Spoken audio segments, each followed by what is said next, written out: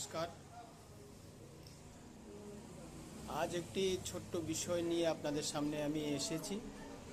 আর সেই বিষয়টি অ্যাকচুয়ালি সকলেরই জানা উচিত যে আমাদের শরীরে যে রোগ হয়, আমরা বিভিন্ন রকম টেস্টের মাধ্যমে আমরা জানতে পারি হ্যাঁ আমাদের শরীরে রোগ হয়েছে,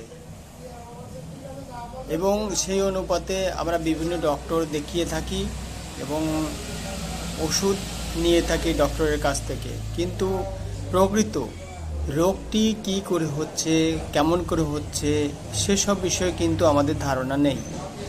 আর অনেক ডক্টর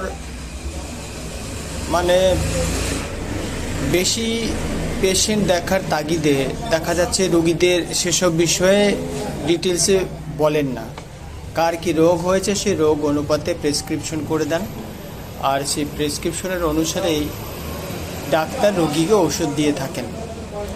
আর বিশেষ কথা হলো যে আমাদের সেই রোগ কেন হয়, কিসের জন্য হয়, সে বিষয়ে আমাদের জানা জরুরি। তা হলেই হয়তো আমরা সচেতন হতে পারবো, আর আমাদের শরীরে যে যে রোগ হয়েছে সেসব রোগের থেকে সারা জীবনের জন্যে আমরা নীরব থাকতে পারবো। অতএব সে বিষয়ে জানতে আমার এই ভিডিওগুলো দেখতে থাকবেন। আশা করি আপনাদের সকলেরই ভালো লাগবে। নমস্কার।